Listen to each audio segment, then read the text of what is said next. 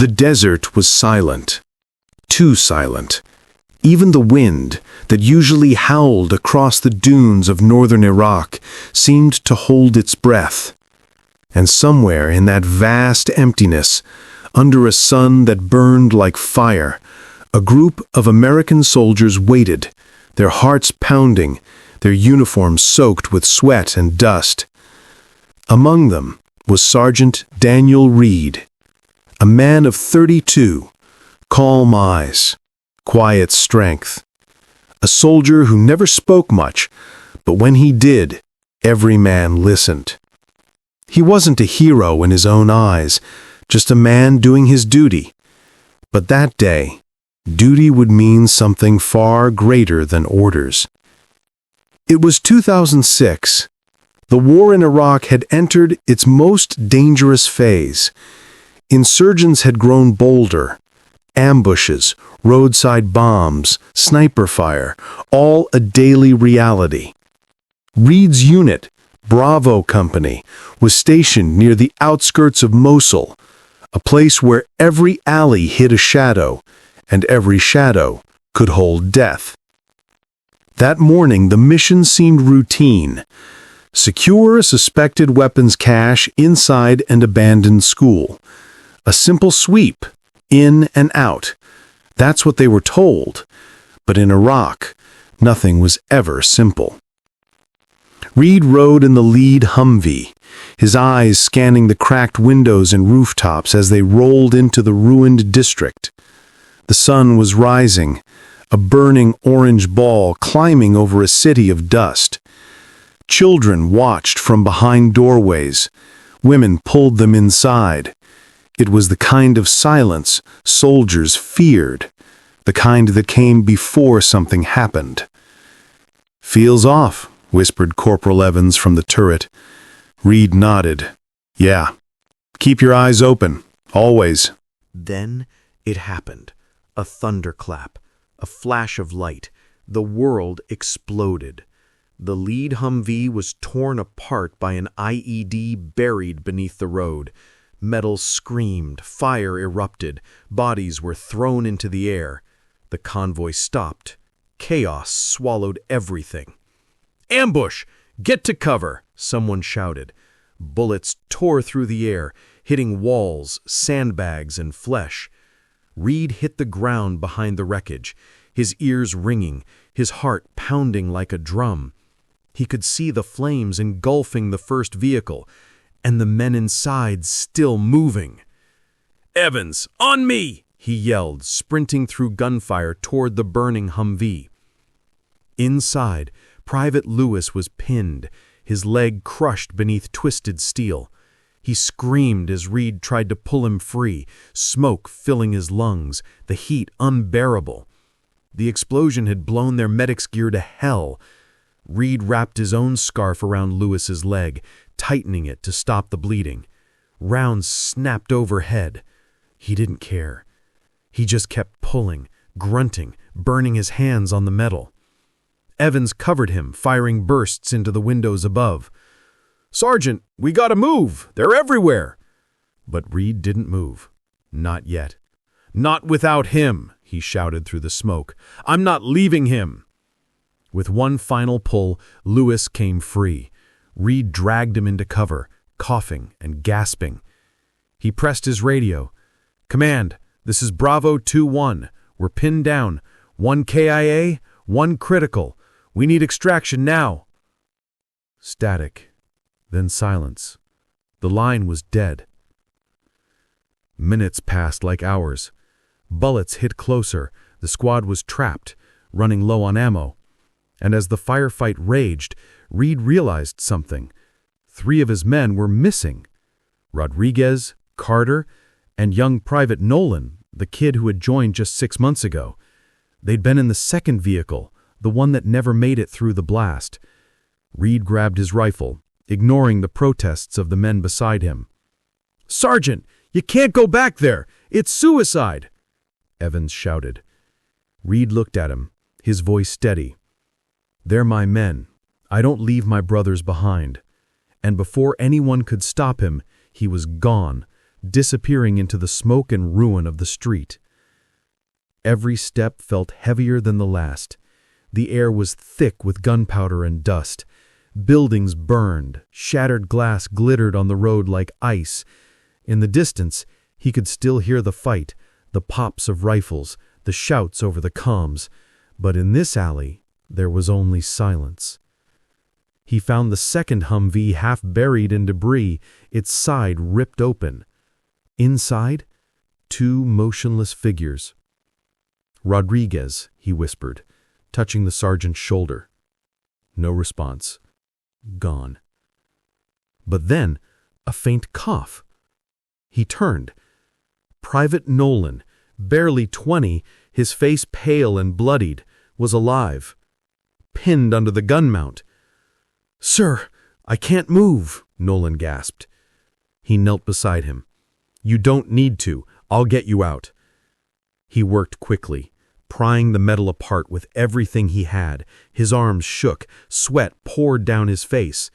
But it wouldn't budge. "Come on," he muttered. "Come on, damn it!"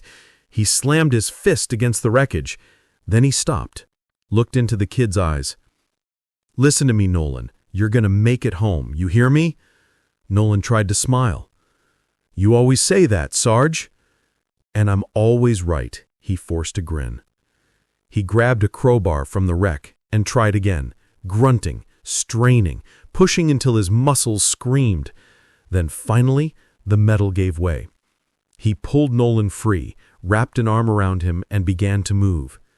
That's when the sniper fired. The shot cracked through the air, slamming into the wall inches from Reed's head. He ducked, dragging Nolan into cover. "Stay with me," he shouted. The radio hissed to life. "Bravo 2-1, this is command. Evac inbound. 10 minutes. 10 minutes. But 10 minutes in hell can feel like forever." Reed checked his ammo, almost empty. He looked at Nolan, barely conscious, whispering prayers between breaths. And for the first time that day, Reed felt fear, not for himself, but for the boy beside him. He pressed his hand to the kid's shoulder. "You'll be all right. Just hang on, I got you."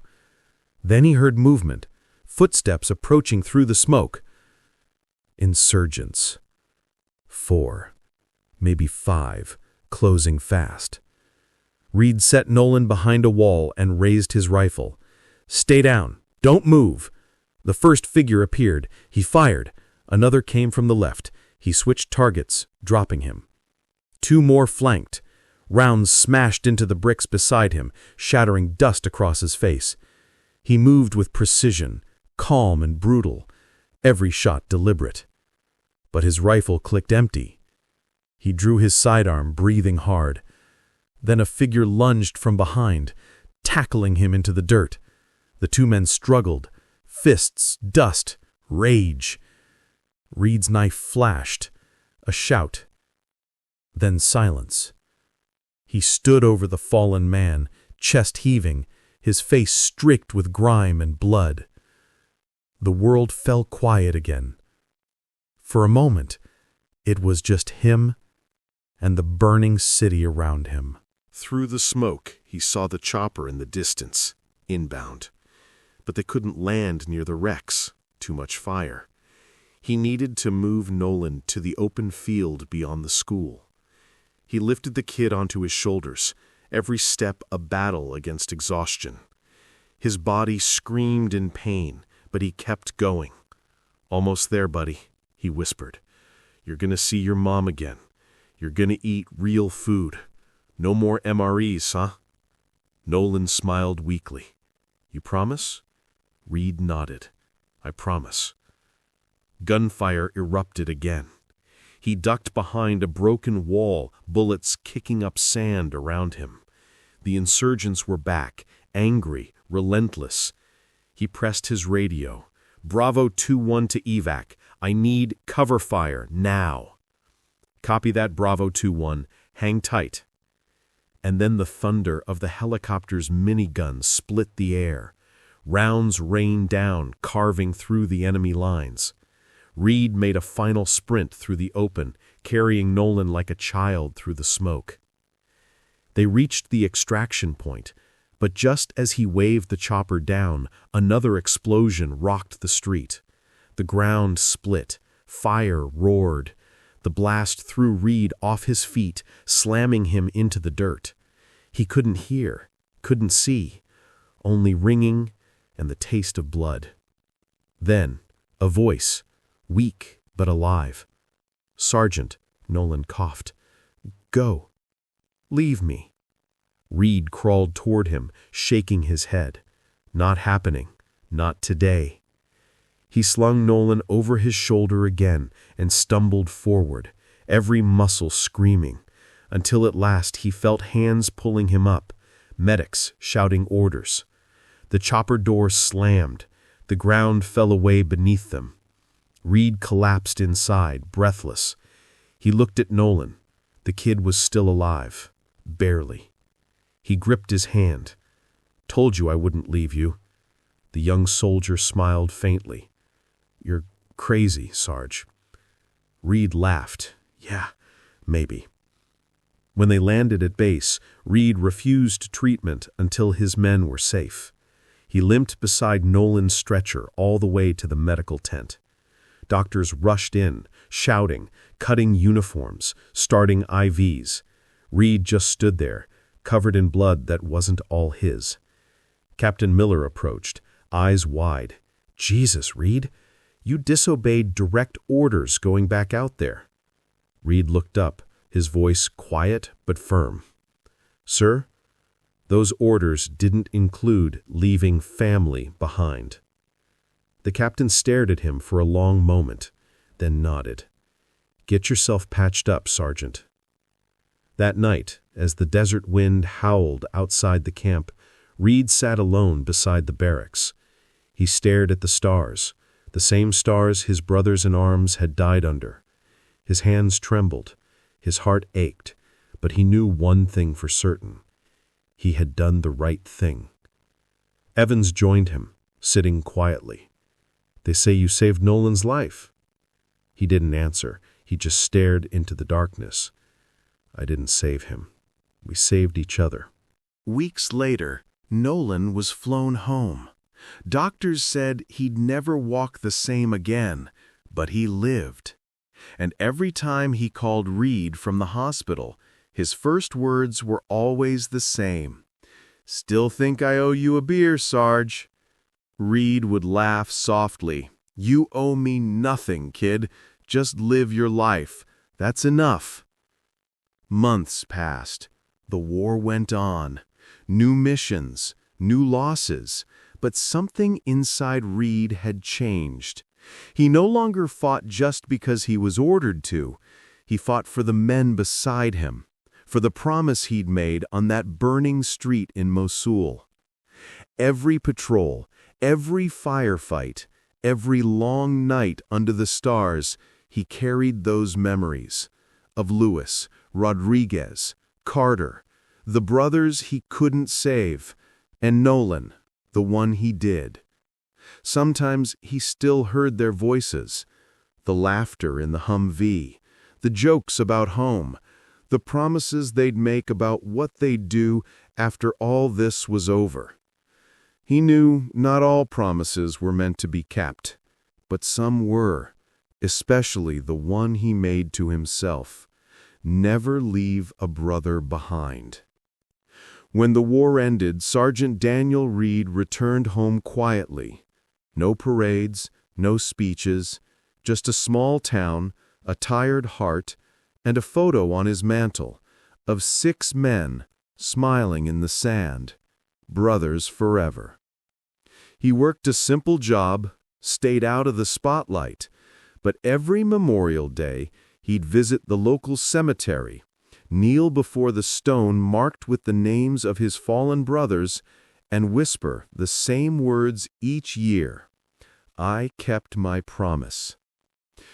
They say war reveals who we really are. For Daniel Reed, it revealed a truth he already knew: that courage isn't the absence of fear. It's the strength to keep going even when fear is all you have left, and that brotherhood, real brotherhood, doesn't end on the battlefield.